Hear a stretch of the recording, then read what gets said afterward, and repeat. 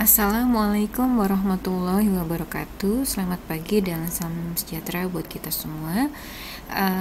Hari ini kita sudah memasuki sesi termin ke-7 pertemuan kita di mata ajar dokumentasi keperawatan. Pada pertemuan kali ini kita akan membahas tentang teknik dokumentasi dan pelaporan dalam tatanan klinik.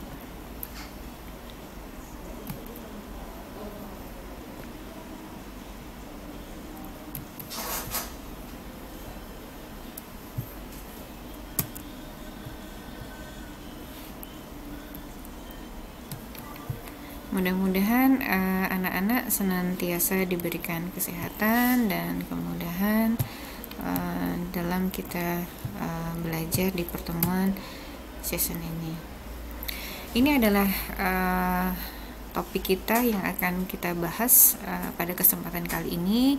Yang pertama, kita akan mempelajari dulu bagaimana sejarah perkembangan dokumentasi di tatanan klinik, kemudian bagaimana perkembangan teknik pelaporan dan dokumentasinya, kemudian bagaimana nanti melihat teknik pendokumentasian secara manual dan elektronik di tatanan klinik, dan yang terakhir bagaimana perkembangan teknik dokumentasi berbasis komputer saat ini.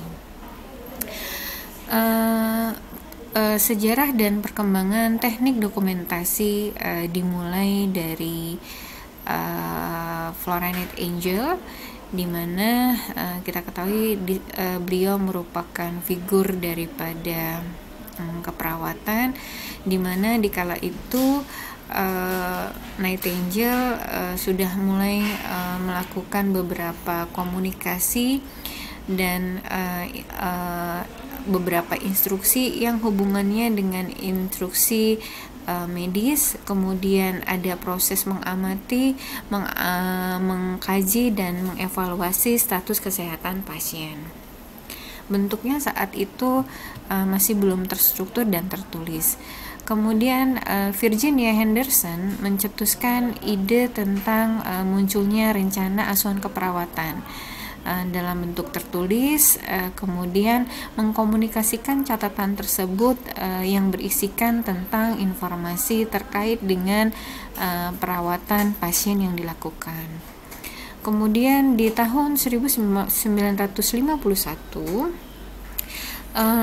dokumentasi menjadi cara untuk mengevaluasi asuhan keperawatan. Meskipun saat itu dokumentasi belum menjadi satu hal yang esensi atau penting dalam proses keperawatan. Dan beberapa catatan juga belum dimiliki oleh beberapa petugas medis.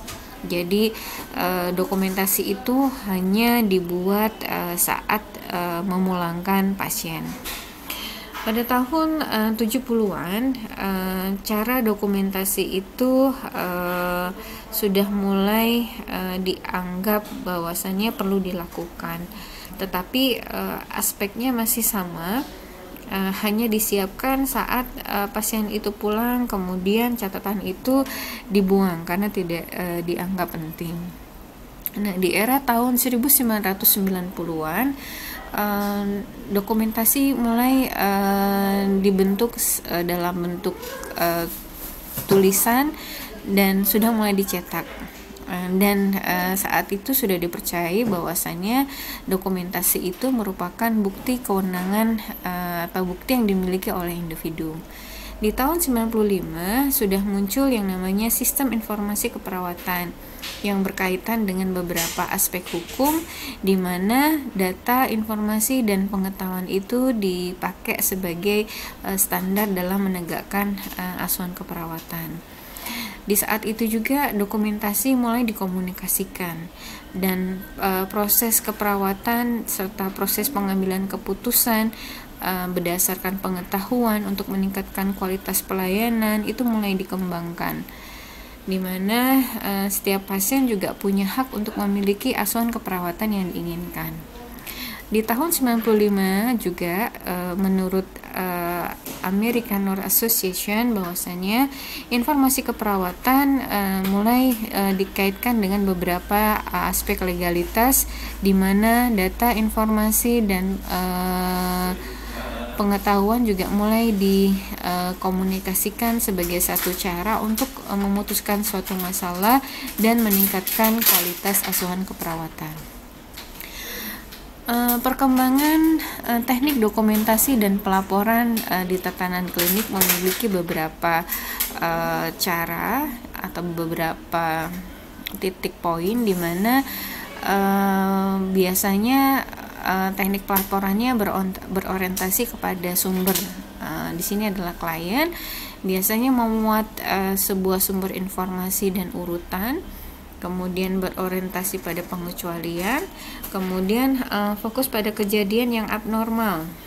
Maksud di sini pengecualian adalah biasanya berhubungan dengan data-data senjang atau data-data fokus yang berhubungan dengan status kesehatan pasien.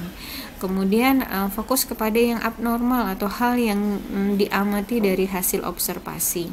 Kemudian biasanya ada format tersendiri, mulai dari misalnya format pengkajian, format collecting data atau pengumpulan data untuk menegakkan satu diagnosa, pola untuk melakukan rencana asuhan keperawatan, sampai dengan pola untuk melakukan sebuah evaluasi yang biasanya kita buat dalam bentuk SOP. Kemudian berorientasi kepada proses, karena proses asuhan perawatan sendiri merupakan proses yang dimulai secara dinamis dari mulai pengkajian, kemudian penegakan diagnosa, implementasi, sampai dengan evaluasi. Kemudian mengikuti proses perawatan yang berorientasi kepada masalah. Kemudian sistem umum yang digunakan dan formatnya. Jadi kebanyakan dokumentasi berorientasi kepada sumber dan biasanya dilakukan secara naratif. Jadi kalau kita sering membuat satu catatan, biasanya kita buat secara naratif ya, karena di sana lebih fleksibel. Kemudian berorientasi kepada masalah, di mana pada muara dari satu pengkajian adalah sebuah analisis yang biasanya digambarkan dengan munculnya masalah atau sering kita sebut dengan nama diagnosa keperawatan, baik itu secara dari aspek keperawatan ataupun secara aspek medis. Kemudian pelaporan. Nah, tadi teknik-teknik yang muncul sekarang bagaimana sih pelaporannya? Jadi tujuan pelaporan adalah menyampaikan informasi secara spesifik pada seseorang ataupun kelompok orang. Jadi adanya laporan itu membuat beberapa unsur itu paham tentang apa yang terjadi. Laporan itu bisa berbentuk lisan, tulisan, biasanya singkat dan mencakup informasi yang berhubungan, tetapi bukan detail dan berhubungan ataupun tidak berhubungan. Kemudian selain itu beberapa laporan bisa digambarkan dengan laporan shift, laporan detail via telepon. Biasanya kalau pergantian shift, kita kalau perawat suka operan ya dari dinas pagi ke dinas siang ataupun ke dinas malam, dan begitu secara reguler. Pada kondisi tertentu kadang butuh pelaporan atau konsul via telepon. Kemudian beberapa hal yang mencakup di sini yang berhubungan dengan informasi atau ide yang biasanya berhubungan dengan sejawat atau profesi yang berhubungan dengan aspek keperawatan klien. Ini adalah macam-macam laporan, biasanya bisa disajikan dalam bentuk conference, instruksi via telepon ya, ataupun via sekarang macam-macam ya, WhatsApp ataupun apapun. Kemudian ini adalah teknik dokumentasi yang dilakukan baik itu secara manual maupun elektronik. Dokumentasi manual ya biasanya dikerjakan dan ditulis dalam kertas yang bentuknya naratif. Kemudian ini yang keuntungan dan kelebihan mungkin bisa dibaca di sini. Kalau kelebihannya dapat dikerjakan oleh siapa saja dan tidak memerlukan keterampilan khusus. Kemudian kekurangannya perlu waktu yang lama saat penulisan, kemudian sering sulit dibaca apabila tulisannya tidak jelas dan lebih sulit untuk dianalisis. Ini adalah untuk elektronik ya, biasanya sudah ada beberapa format yang hubungannya dengan pengkajian, perumusan data, rencana keperawatan, mampu menampilkan data secara cepat, dapat diandalkan hanya dengan mengklik tombol saja. Nah, sekarang mengetik dengan jari pun bisa merubah dunia, karena sekarang dunia sudah dunia digital dan mampu menyimpan data. Kemudian sekarang teknik komputerisasi ya, jadi penggunaan elektronik ini memang tidak kita ikuti seiring dengan perkembangan teknologi. Dan dari sini juga harapannya bisa mengurangi risiko kesalahan dalam melakukan tindakan kita kepada klien.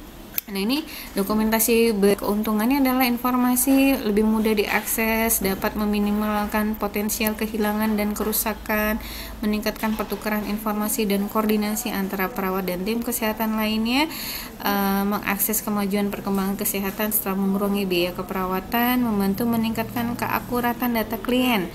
Dokumentasi dapat mudah untuk diaudit, memudahkan dalam berbagai hal untuk mengambil keputusan. Nah, ini ada beberapa keuntungan dari sistem dokumentasi yang mulai beralih dari manual ke sistem komputerisasi. Dan di Indonesia pun sudah dikembangkan beberapa aspek yang hubungannya dengan sistem informasi kesehatan atau SIK yang dilakukan secara integrasi. Nah, harapannya di tujuan akhir ini bisa meningkatkan kualitas daripada asuhan keperawatan.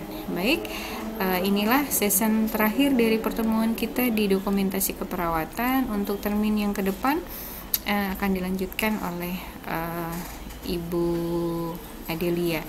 Demikian dari Bu Dewi, mudah-mudahan apa yang disampaikan pada kesempatan hari ini bermanfaat. Lebih dan kurangnya mohon maaf. Mudah-mudahan Ananda diberikan kemudahan dalam memahami mata ajar dokumentasi di session ini.